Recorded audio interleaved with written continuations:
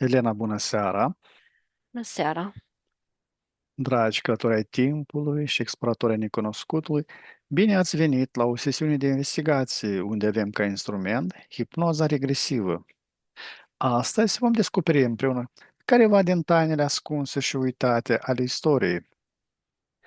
Dacă simțiți că energia voastră are nevoie de un reset profund, să știți că vă putem oferi servicii de purificare energetică și ezoterică personalizate, atât prin sesiuni online, cât și prin fotografie. Astăzi, Elena va intra în stare de hipnoză profundă, fără să cunoască subiectul investigației.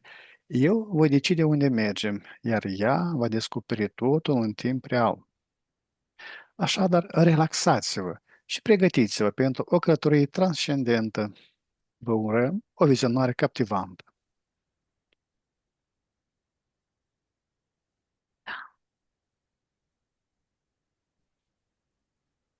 Acum, Elena, la 3, îl invităm în fața noastră pe Antonio Stradivari. 1, 2 și 3.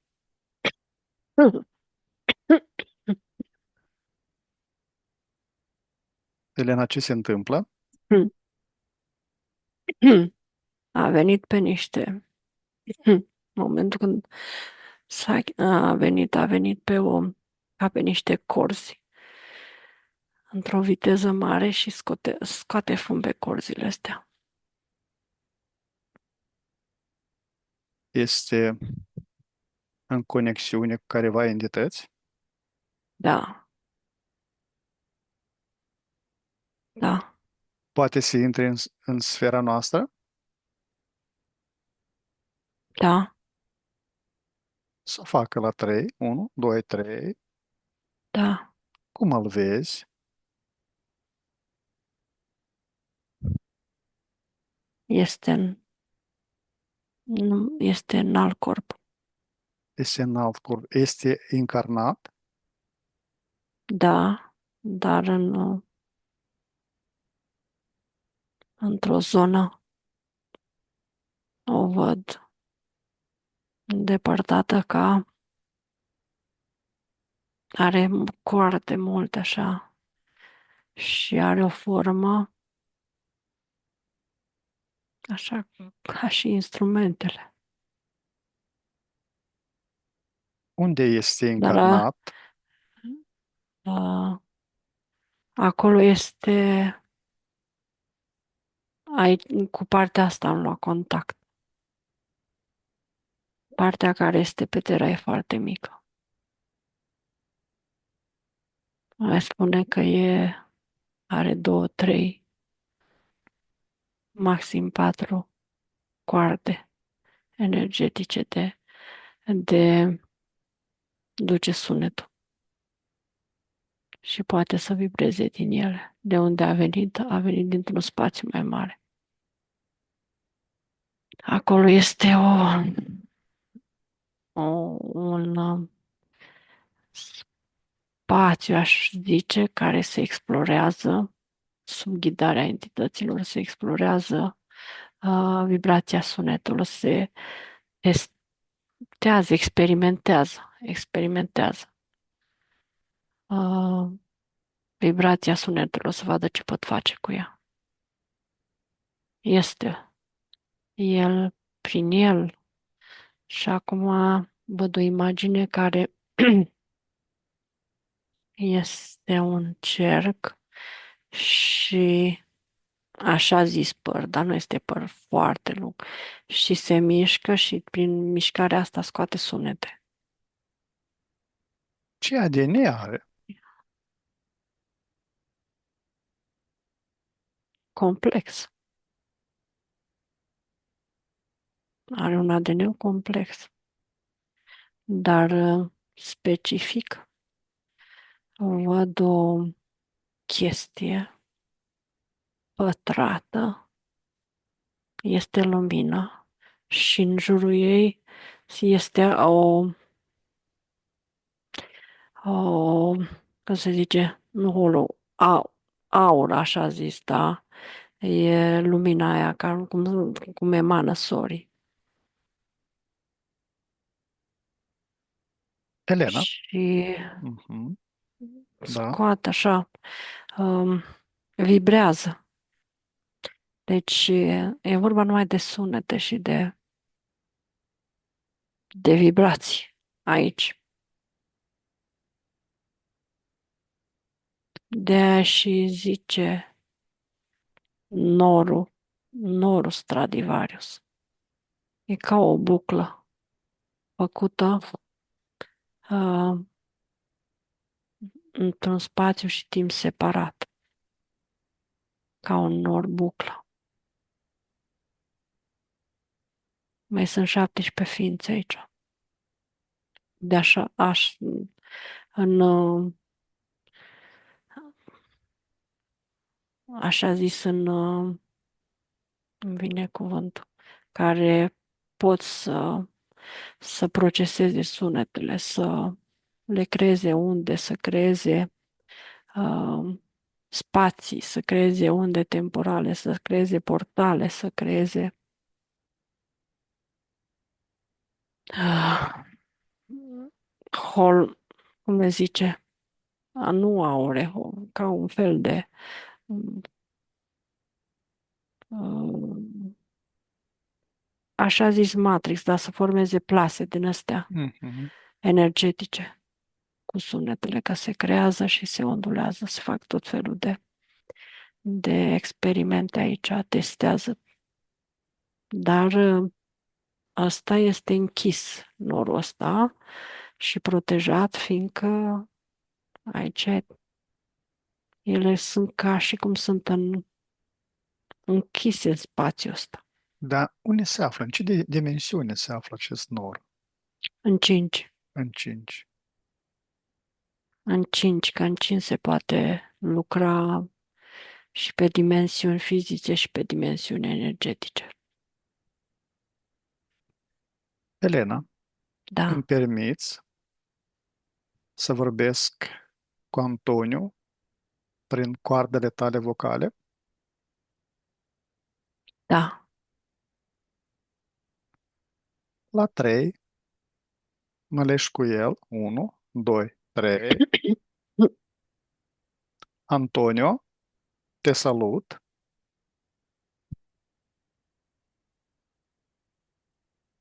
Și ea te salut. Antonio, îmi permiți să-ți dau careva din întrebări la care așteptăm cu toții cei din, Dacă din tot am venit locurile, cei de pe pământ ar vrea să cunoască mai mult despre tine, despre instrumentele care le-ai confecționat. Eu mă adresez ție din viitor. din viitor, am venit eu.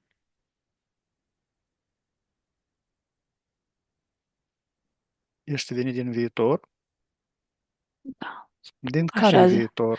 spațiu, așa zis, spațiu viitorului. Aici e un spațiu static, lent. Antonio, prima și cea mai importantă întrebare. De unde ți-a venit adevărata cunoaștere de crearea instrumentelor?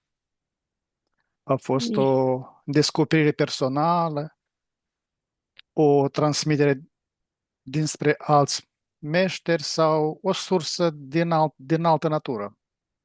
Eu sunt cunoașterea asta. A trebuit doar să descoper materiale, să scot sunetele.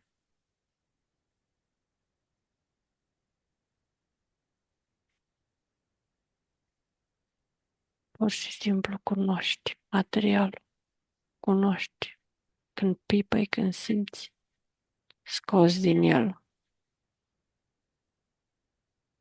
ceea ce vrei să iese, ceea ce știi că poți face din acest instrument. Ai Să scape. transformat materialul sau l-ai perceput? care L-am este perceput pur și simplu prin pipăire, prin ascultare. Noi avem a treia ureche energetică.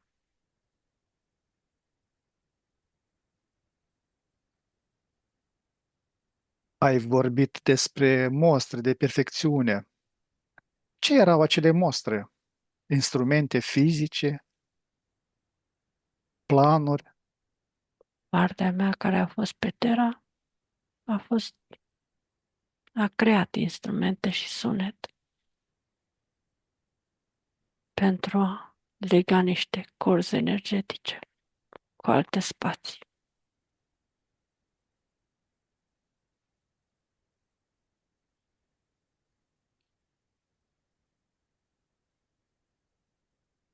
Când, Perfecțiune. Da, Mhm, mhm. Când descriai instrumentele tale, foloseai cuvântul facem sau restabilăm. Le făceai sau le restabileai? și le făceam și le restabileam. Dar eram cu tot. Eu nu m-am pierdut. Sau partea mea care a fost pe Terra nu s-a pierdut de mine. Partea mea mai mare. A fost doar o parte a ta Da, pe Terra. da, da.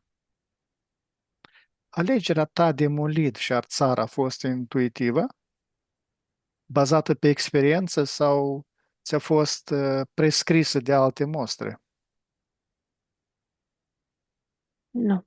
Caut sunetul. Căutam sunetul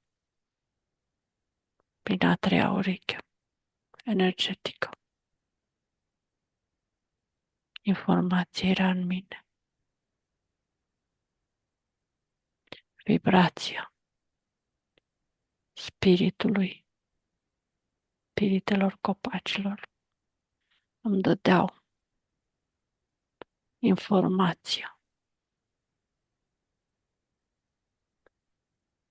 prin a face un instrument perfect. Spiritul colaborează să fie modelat, să fie auzit, să fie procesat,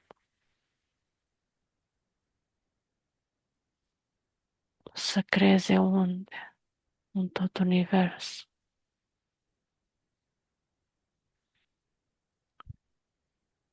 Fără microscoape, determinai calitatea lemnului la nivel celular.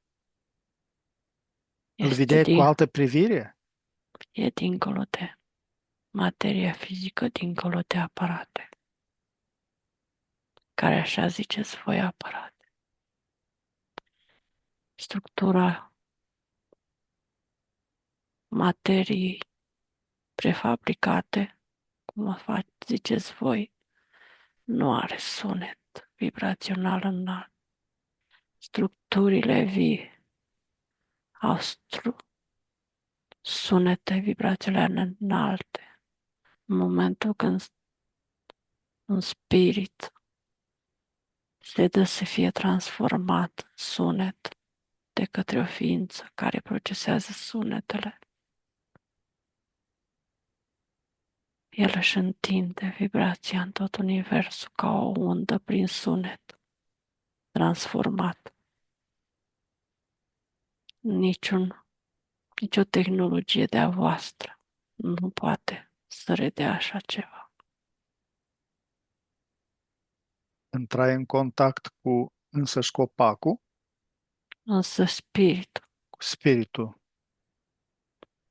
copacului, care este legat profund de alte spirite și de spiritul terei, totul este un sunet, o vibrație, o undă de sunet. Mai multe, mai una. Procesul de uscare și pregătirea lemnului. Urmai o recetă sau recete cunoscute sau aplicai metode despre care nici nu le-ai spus ucenicilor tăi? Nu știe nimeni cum am făcut. Asta stă în mine. Informația nu este predată nimic. O simți, lemnul simți, chiar dacă are procese fizice. În momentul când îl simți cum se moletelează ca spirit, ca făcându-se instrument, atunci știi, totul este viu. Nu ne trebuie instrumente tehnice dacă folosim, indiferent în orice vrem să facem, pe capacitățile voastre folosiți, capacitățile voastre ca spirite, știți ce să faceți. Eu așa am făcut. Dar cum calculai și mențineai cu o precizie atât de incredibilă până la zecimi de milimetru grosimea variabilă a plăcilor superioare și inferioare? Intuitiv? Se vede în energetic, sunetul și privirea. Lemnul se bate ușor. Se simte, sunetul este a treia ureche. Aveai și al treilea ochi deschis? Eu zic de a treia ureche. Nu trebuie ochi dacă am vibrația mea. Ochiul aveam nevoie de el și am nevoie de el. Dar sunet, precizia se scotea din sunet și sunetul constant are aceeași grosime a lemnului, aceeași sunet, același fibră. Pe el curge sunetul spiritului lui. Aveai șabloane, instrumente de măsură care nu există în istoria oficială? Nu, nu sunt șabloane. Informația este în mine. Informația este aici, este al treilea ochi. Îmi vezi instrumentul, dar cum iese sunetul din el, este cea de-a treia ureche.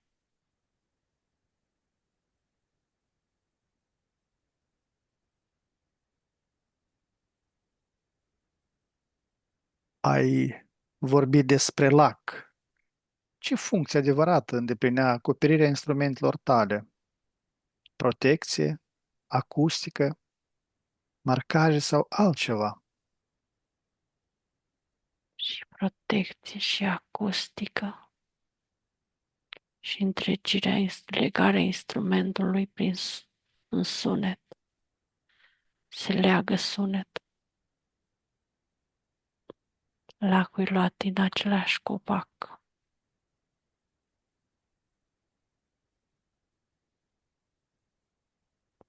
Întâi se taie, se lasă curgă rășina și după aceea se taie.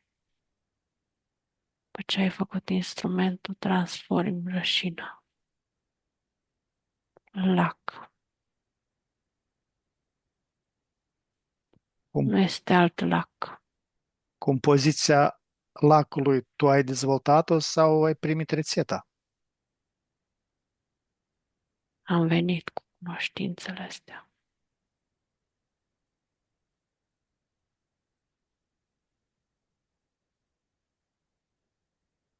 De ce conțin componente anormale, inexplicabile pentru știința noastră?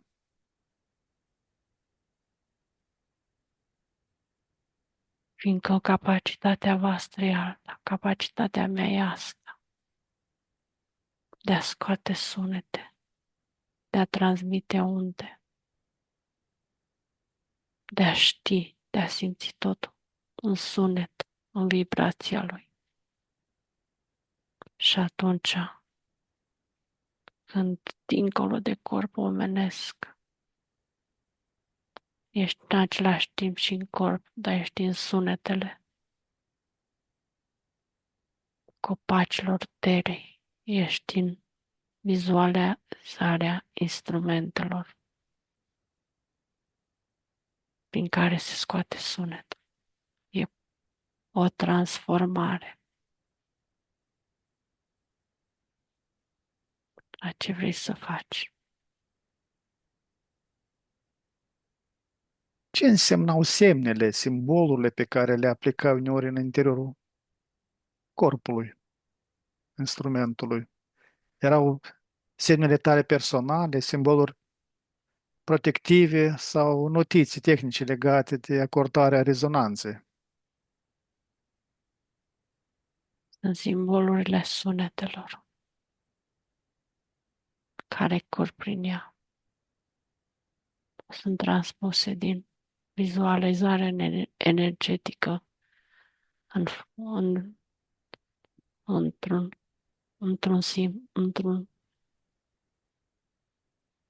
într-un semn.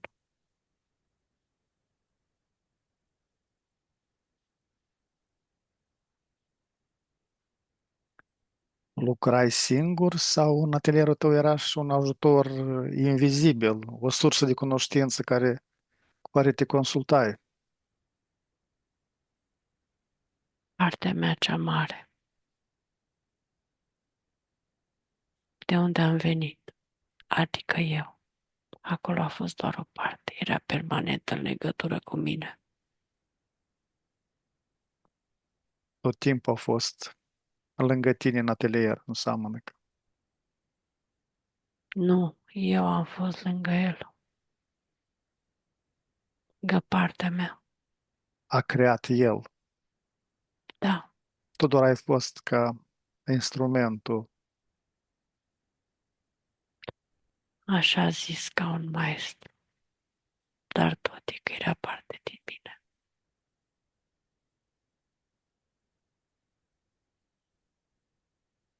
Au existat momente când ai simțit că nu creezi, ci doar faci vizibil un instrument care există deja într-o formă ideală.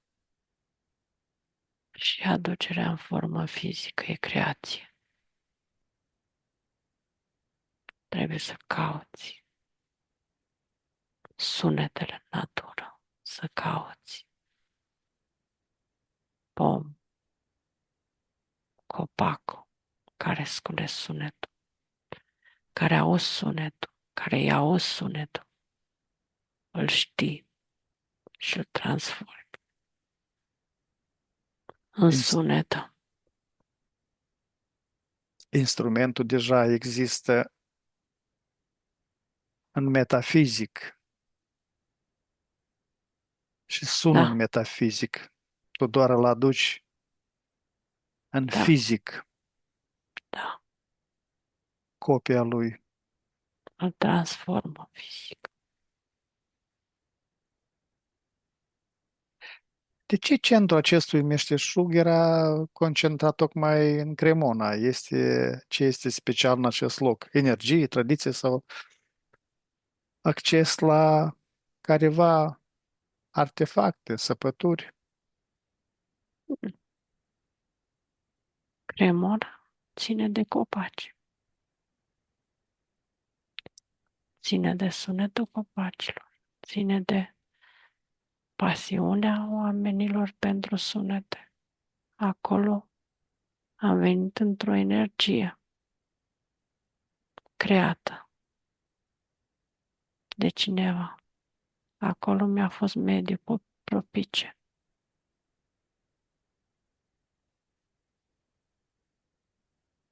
pentru a crea și a transforma sunete.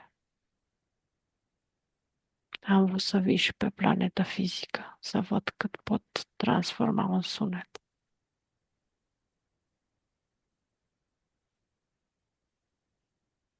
Antonio, îți erau cunoscute principiile de acțiune ale sunetelor de anumită frecvență asupra conștiinței și corpului uman?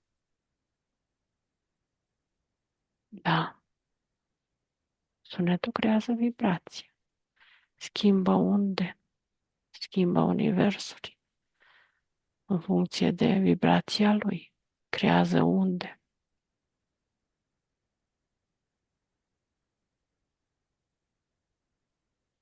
Prin sunetul creat de mine în totalitate, puterea s-a ridicat în vibrație. 50 de herți.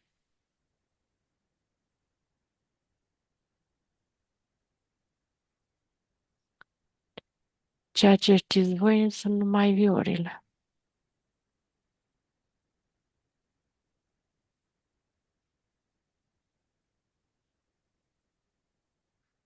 Ar Dar să zic, este mult mai mult de da, le acordai, evident, instrumente ținând cont de aceste frecvență, principii. principii și frecvențe. Acordam o frecvență a terei care schimba herți. E mult mai mult.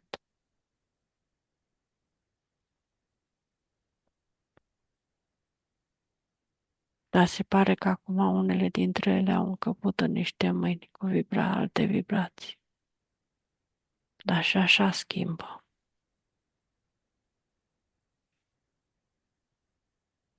Frecvența de acordare la, din epoca ta, care era pentru cele mai bune instrumente ale tale, era legată de numărul 432, Nu am lucrat cu numere eu. Am lucrat cu frecvența sunetului. 432, spun de frecvența 432. Nu, n-am lucrat cu numere. Am lucrat cu energia sunetului, care voi o traduceți prin 432.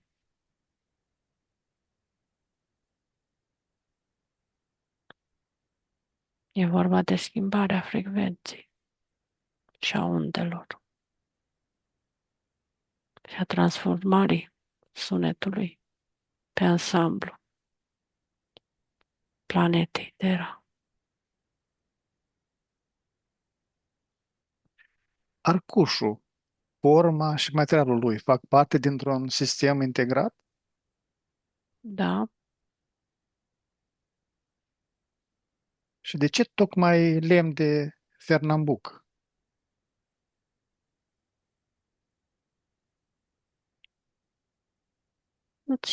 Nu ținu neapărat să fie Fernand. Auzeam sunetul copacului. Însăși fibra are un sunet. Toți au sunete. Era Dar important, Fernambucu scotea sunetele care eu vreau să le transform.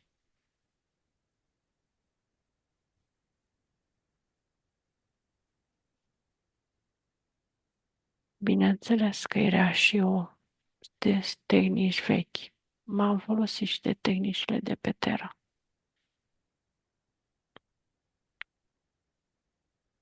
De lustruit, de finisat foile, lemnul și astea. Astea sunt tehnice. Dar lemnul a fost ales în funcție de cum auzeam sunetul spiritului copacului.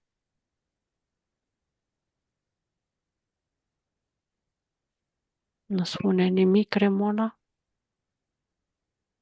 Voi le spuneți cremene.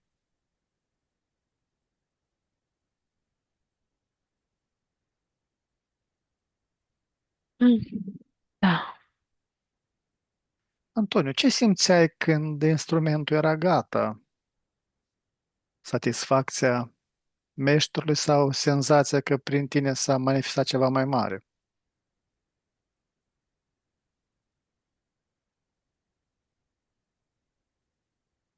Când se termina instrumentul, atunci puteam să-l acordez la sunete mai mari. Adică să prelungesc sunetele, să intri, să intri intro,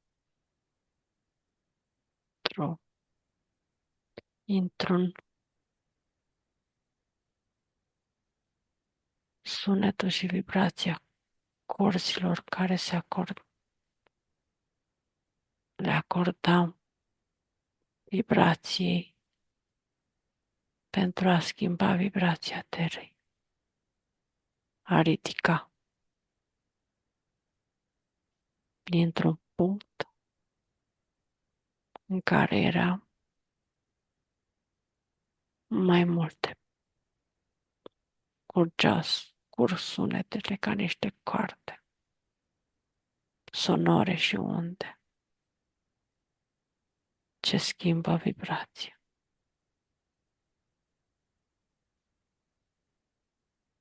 Da, Îți erau familiare principiile construcției acustice. De ce viurile tale sună perfect în catedralele vechi? Sau tu și arhitecții urmați aceleași principii străvechi? în catedrale vechi acolo era cântat. Sună în toate. Voi știți mai de catedrale, dar ia puneți-le în peșteri și le acordați. Puneți-le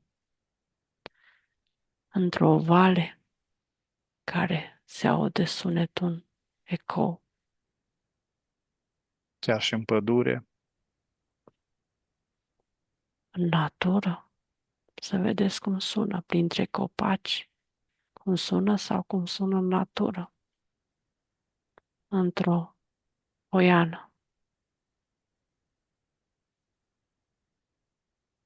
între dealuri, între toți, să simțiți cum se acordează sunetul, cu vibrația undei, a spiritelor care sunt, a undei vibrației terei originale.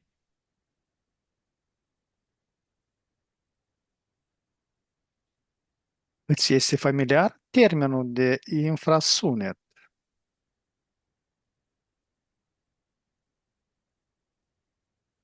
Infrasunetul e sunetul închis. Cel ce urechea fizică nu-l poate percepe. Nu. Infrasunetul e sunetul închis.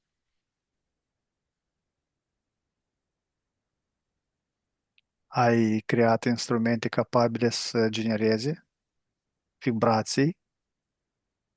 Măsărviorile care au rămas, moștenire, dar ce am făcut eu. Ele însă își creează vibrații. În infrasunet? În sunet închis sparge pereții. Infrasunetul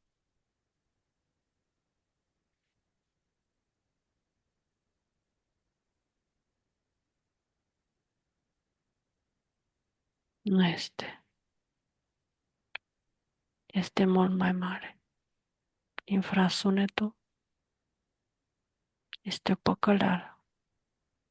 Infrasunetul e sunetul închis. Dar Sune, ultrasunetul? ultrasunetul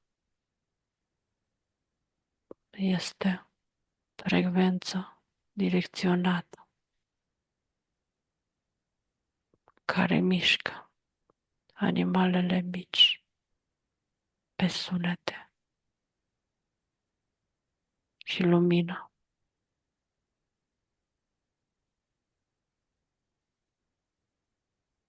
Și sunt sunete dincolo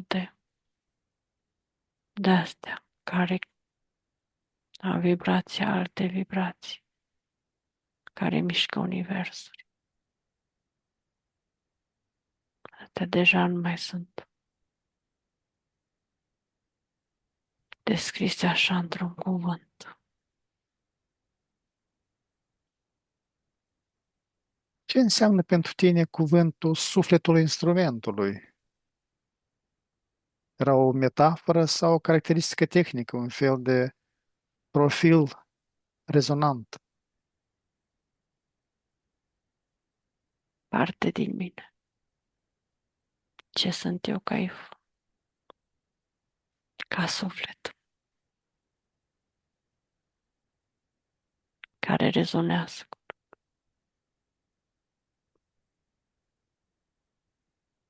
Este câte o fărâmă din mine.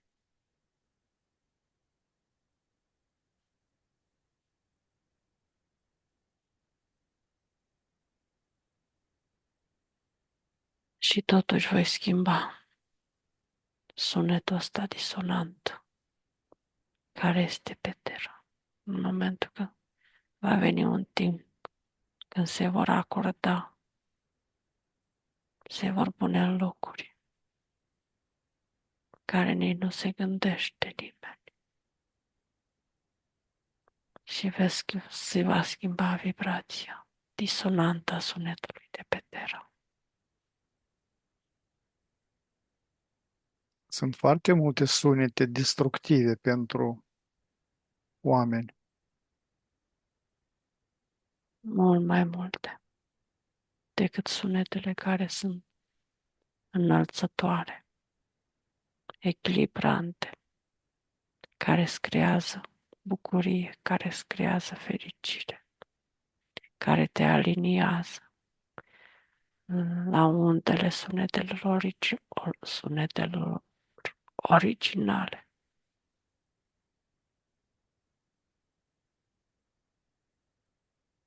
Știai despre posibilitatea utilizării sunetului pentru a modifica proprietățile materiei la nivel structural, lemnului, metalului?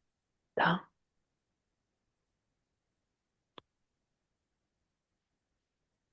în fizic nu știam atât de mult.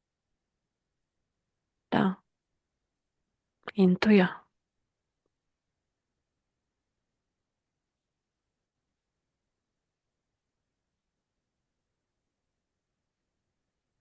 De ce tehnologia de fabricare a corzilor din intestin din epoca ta dădea un rezultat diferit față de acum? Era un secret de impregnare sau în compoziție unde se adăugau. Este un proces de învățare. Erau materiale naturale care sunau într-un fel.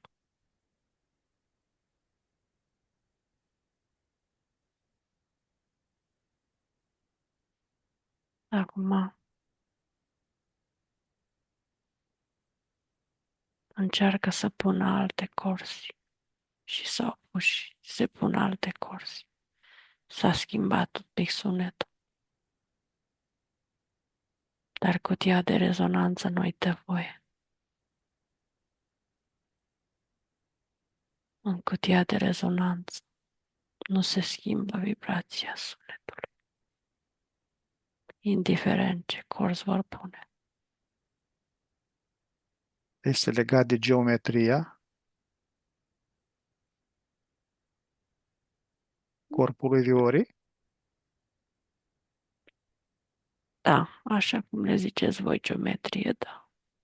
Așa zici geometrie. Da, că trebuie să aibă anumite unghiuri în fizică, dar nu au unghiuri cât semicercuri. Înăuntru nu sunt colțuri. Și structura e atât de bine făcută încât nu poate să schimbe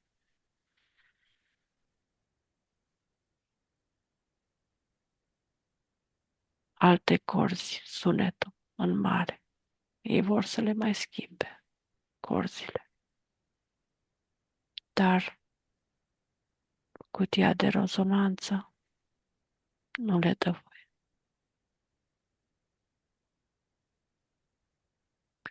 Instrumentele tale au supraviețuit secole. Este meritul lemnului, al lacului sau au încorporat o structură stabilizatoare care se autoconservează. Părțile mele, bucățile mele de lumină nu se dau voie să distrugă aceste instrumente. Atâta timp, Energia energia protectoare. nu le dau voie să distrugă.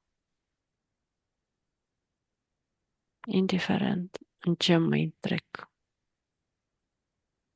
și în ce posesii și câți bani se fac pe ele. Acolo sunt steluțe de lumină din mine.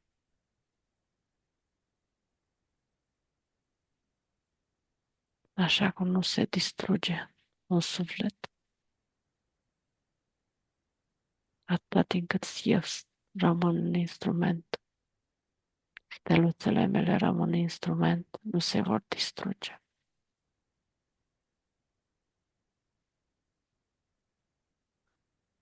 În procesul de lucru te bazai mai mult pe calcul, pe sentiment sau pe vocea care îți ghida mâna.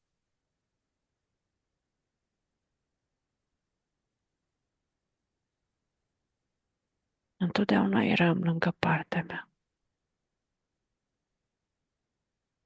din fizică, prin toate informațiile. Prin meșteșug, prin construire a instrumentului în tot. Parte din fizic, ce știa, și parte,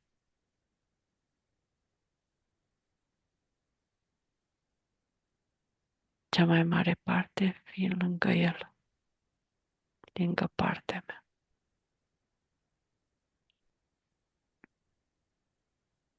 Exista vreun acord sau o condiție legată de răspunderea acestor instrumente? Sau Sunt cine acordurile lor. Sunt acorduri din afară, între oameni, între cum să se miște. Dar eu sunt acolo.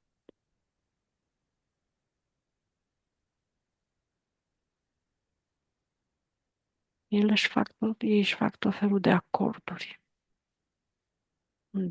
Înțelegere unde să se cânte, cine se cânte. Într-adevăr, nici nu le lasă în mâna oricui. adică cineva anume trebuia să le posedeze, da? Să cânte la ele. Nu oricine.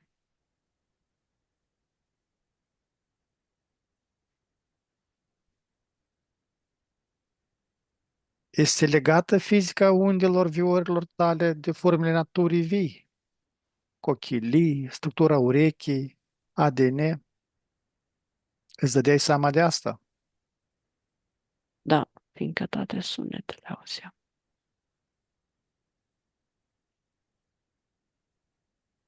Toate, tot auzeam.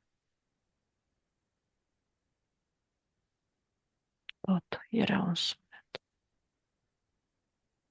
de diferite acorduri, de diferite vibrații. Crea o anumită stare.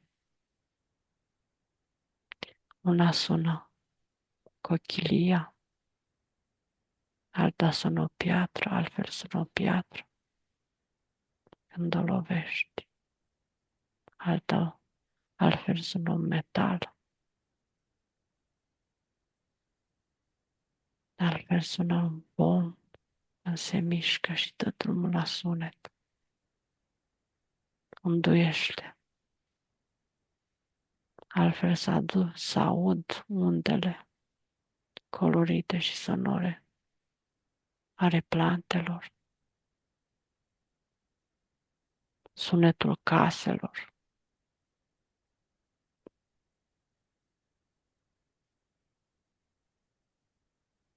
Ai avut și ucenici cărora să le leși secretul de confecționare a viorilor? Le-a lăsat procesul tehnic și sunt mulți care fac instrumente bune. Aici nu este vorba de proces tehnic și bine făcut. Aici este vorba de ceea ce sunt eu. Așa zis maestrie, sunet, calitatea și capacitatea energetică. Una e când construiește un instrument, o ființă ca mine, și alta când construiește o ființă umană cu alte capacități și n-aude sunetele naturii, n-aude sunet, doar cele fizice.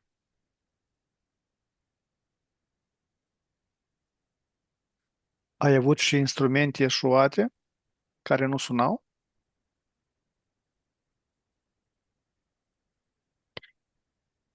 La început, foarte puțin. Când testam, dar puțin. Care a fost cauza? Încălcarea proporțiilor, materialului sau pierderea legăturii cu sursa de inspirație? Nu, nu reușeam să găsesc, să finisez materialele, să sune materialul lemnului. Nu-l simțeam, nu reușeam să-l finisez la grosime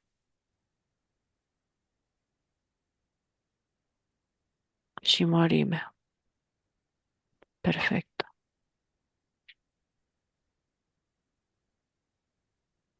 Ce se, Materialul era mai subțire sau mai gros și instrumentul tot era ori mai mare, ori mai mic. Nu era echilibru perfect. Chestie de problemă, de meseriaș, a zice, de meserie. Nu exista o unalitate de performante încât să le poți face. Aici se implică sunete, se implică simțuri, se implică auzurile ce le au ochii. Chiar dacă ai vizualizarea energetică în lumină, când o transformi în materie, aici să știi meserie și începe cu testarea grosimii și mărimii instrumentului, grosimii plăcilor și mărimii instrumentului și formei ca să curgă sunetul în interior, să rezoneze. Da, ce se întâmpla în momentele de inspirație maximă? Se schimba percepția ta asupra lumii, timpului, spațiului? eram în sunet, totul. Și acum este un sunet. Eu sunt sunet. Sunet pe ansamblu, dar sunt mii de unde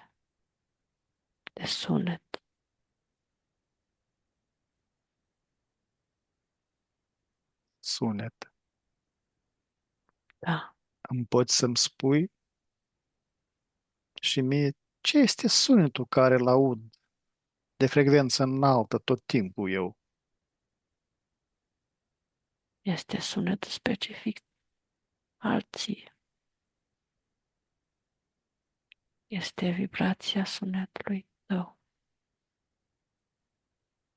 Ești în vibrația respectivă și asta este sunetul tău. Când ești cu tine, tu ești sunetul ăsta care ți-l auzi. Nu vine din depărtare, vine din tine. Se aude. Și mai sunt frecvențe care sunt acordurile care ți le faci cu celelalte sunete și creează în marginea câmpului sunetului tău, anume cum curge un sunet printr-o orgă, când se acordează frecvența ta cu celelalte din prejur. Eu îl aud cu a treia ureche?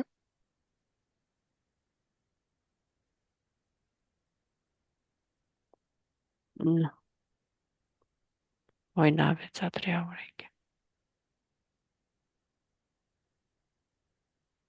Este sunetul tău, care este câmpul. Ți-e transformat din urechea energetică în urechea fizică.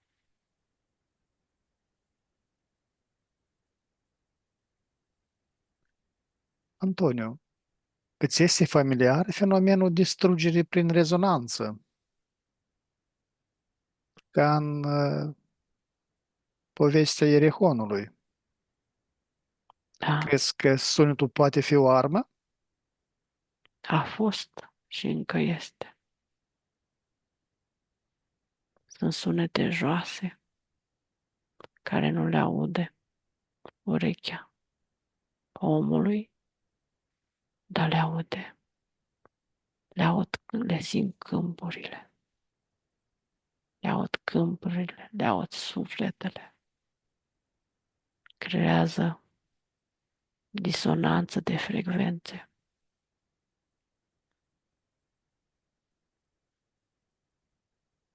Sau dacă este în vibrații cu tonalitate mare, se aud și în fizică. S-au distrus lumi și încă se vor mai distruge prin sunet. E ca o polaritate, așa cum este sunetul de vibrație înalt, creator care creează, așa sunt și sunetele destructive care distrug, sparg.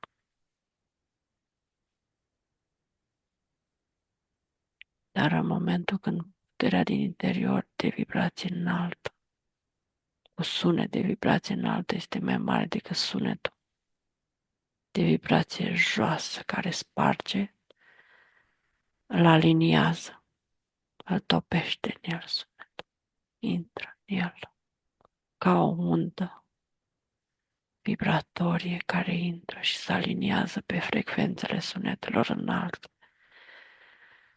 Dar când sunetele destructive au mărit sau sunt mai mari decât sunetele creatoare, sparge forma care s-a creat din vibrația sunetului.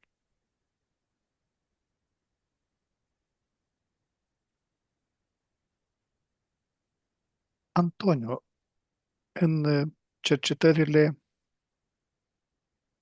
oamenilor am văzut în lemnul instrumentelor tale anomalii, structură celulară modificată, microcanale.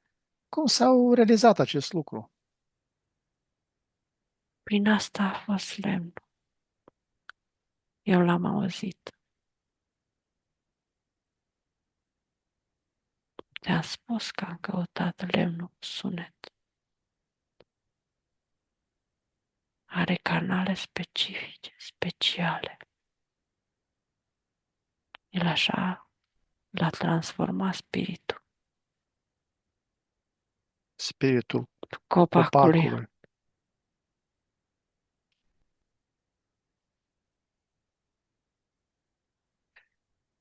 De ce, în opinia ta, cele mai perfecte instrumente ale tale au fost create într-o anumită perioadă a vieții tale?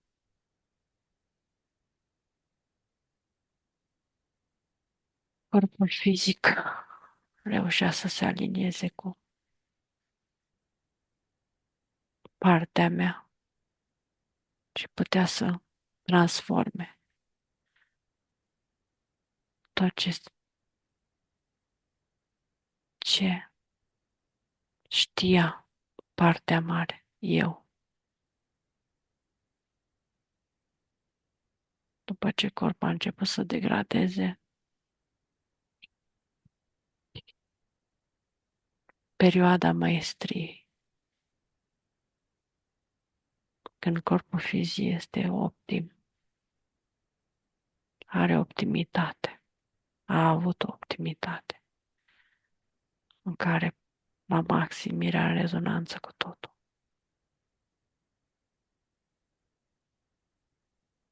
După aceea a încercat să se distrugă.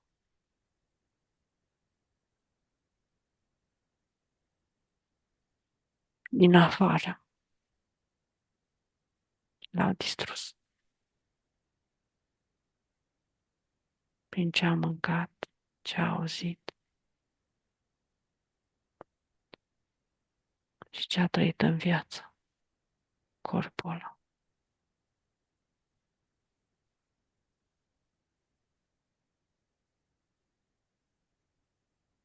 A rămas în instrumentele tale un secret, un cod închis care așteaptă momentul potrivit pentru a fi citit? Nu sunt coduri închise, sunt pur și simplu rezonanțele. Așa cum voi aveți niște coduri originale și structurați un corp fizic unic, așa și spiritul copacului are o frecvență și structurează o fibră, așa cum eu atunci, în momentul ăla, eram legat. Auzeam, știam totul. Nu sunt coduri, sunt rezonanțe. Le știi, le auzi, ce auziți noi voi prin instrument este numai urechea fizică și vibrația care o creează. E ca o uimire, O stare o stare, a sufletului. a tot. Dacă ai fi avut instrumentele pe care le deținem noi acum, ai fi putut să-ți îmbunătățești creațiile tale? Sau ele deja au fost la limitele pentru această formă materială? Pentru a crea un sunet vibrațional înalt, nu tehnologia, tehnica elementului viu, procesat, creează sunetul. În timpul vostru sunt multe instrumente, multe sunete. Dar câte sunete care creează un echilibru, rezonanță sunt?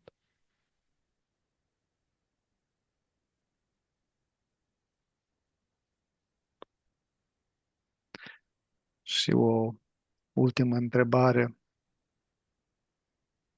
Care este cel mai important mesaj, cunoștință sau avertisment ascuns în însăși structura sunetului instrumentelor tale, pe care vrei să-l transmiți celor care îl vor putea auzi în viitorul îndepărtat? echilibru, uimire, frumusețe, sunetul vieții, sunetul meu ca ființă, sunetul terei în vibrație. De-aia le-am lăsat aici.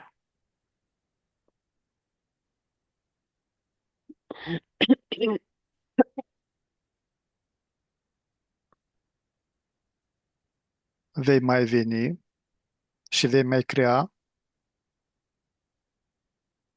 instrumente pentru a ridica frecvența sunetului și percepției noastre. Alo, Nu, eu lucrez acum cu Terra direct. Mi-a trebuit doar puncte ca să le activez și părțile mele din instrument.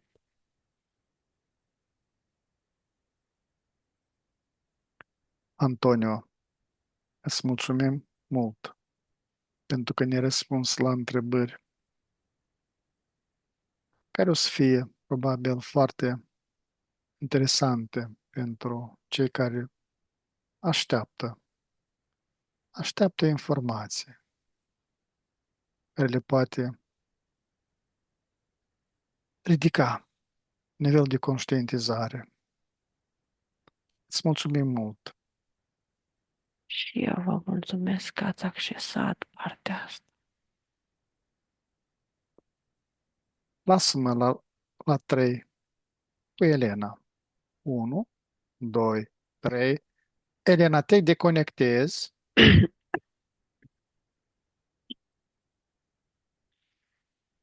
Mm, Elena, cum te simți? Foarte bine. În corpul fizic văd cum prin degete și de la mâini și la picioare se creează așa unde luminoase și vibrații de sunet. Mm, Foarte Elena, bine. am ajuns la finele sesiunii. Acum la 3 ne deconectăm de la toate canalele informaționale la care am fost conectați și ne ștergem toate urmele și amprentele energetice de peste tot. 1, 2, 3.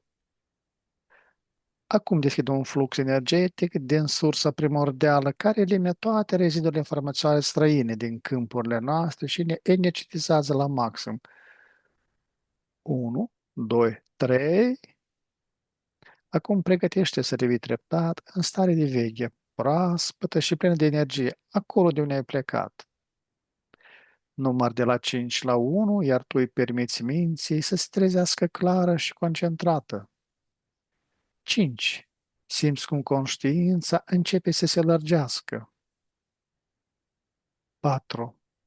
Corpul tău devine mai ușor, mai prezent. 3. Auzul și senzațiile fizice se intensifică. 2. Gândurile tale sunt limpezi, ca după un somn odihnitor. Și 1. Deschide ochii, complet trează, cu o stare internă de calm și vitalitate, reîncărcată de posibilități. Elena, bine ai revenit.